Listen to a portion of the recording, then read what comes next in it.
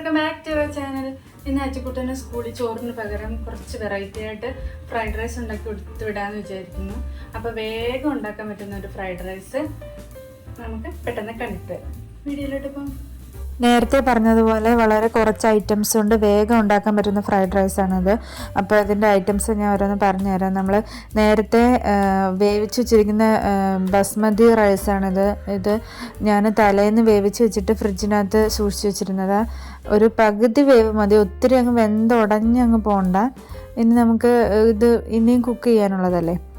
അപ്പം അത് കഴിഞ്ഞിട്ട് കുറച്ച് ക്യാരറ്റ്, പിന്നെ ക്യാപ്സിക്കവും ബീൻസും എല്ലാം കൂടെ ചോപ്പ് ചെയ്ത് വെച്ചിട്ടുണ്ട്. 3-4 വെളുത്തുള്ളി അതുപോലെ ചോപ്പ് ചെയ്ത് വെച്ചിട്ടുണ്ട്.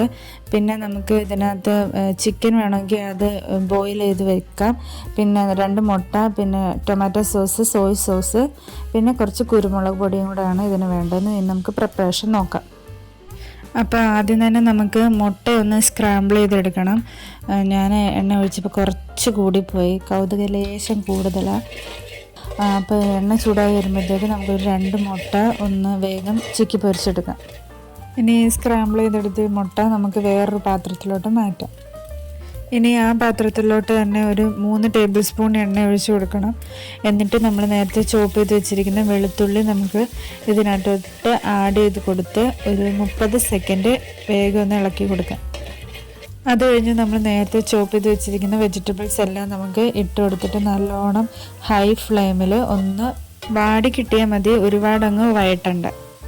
ഈ ടൈമിൽ നമുക്ക് ഉപ്പും കൂടെ ആഡ് ചെയ്ത് കൊടുക്കാം. ഞാൻ നേരത്തെ ചോറിനകത്ത് ഉപ്പ് ആഡ് ചെയ്തിട്ടില്ലായിരുന്നു, അതുകൊണ്ട് ഒരു 2 ടേബിൾ സ്പൂൺ ഉപ്പ് ഞാനിവിടെ ആഡ് ചെയ്ത് കൊടുക്കുന്നുണ്ട്, വെജിറ്റബിൾസിനും ചോറിനും കൂടെ വേണ്ടിയിട്ടുള്ളത്. ഇനി ഇതിലോട്ട് നമ്മൾ നേരത്തെ ചിക്കി പൊരിച്ച് വെച്ചിരുന്ന മുട്ടയും കൂടെ ആഡ് ചെയ്ത് കൊടുത്തിട്ട് നല്ലോണം മിക്സ് ചെയ്യണം. ഇനി നമുക്ക് തീ നല്ലോണം കുറച്ച് വെച്ചിട്ട് സോസുകളും കൂടെ ആഡ് ചെയ്ത് കൊടുക്കാം. കുറച്ച് പെപ്പറും കൂടെ ആഡ് ചെയ്തിട്ട് നമുക്ക് റൈസ് ഇട്ട് കൊടുക്കാം. റൈസ് ഇട്ടിട്ട് നല്ലോണം മിക്സ് ചെയ്ത് കൊടുക്കണം. അപ്പോൾ നമ്മുടെ ഈസി ടേസ്റ്റി ഫ്രൈഡ് റൈസ് ഇവിടെ റെഡി ആയിട്ടുണ്ട്. ഇൻഗ്രീഡിയൻസ് ഒക്കെ നേരത്തെ റെഡിയാക്കി വെച്ചാൽ വേഗം ചെയ്യാൻ പറ്റുന്ന ഒരു ഫ്രൈഡ് റൈസാണ്. എല്ലാവരും ട്രൈ ചെയ്ത് നോക്കണം. അപ്പോൾ ഇന്നത്തെ വീഡിയോ എല്ലാവർക്കും ഇഷ്ടപ്പെട്ടെന്ന് വിചാരിക്കുന്നു. അടുത്തൊരു വീഡിയോ ആയിട്ട് കാണുന്നത് വരെ ബൈ.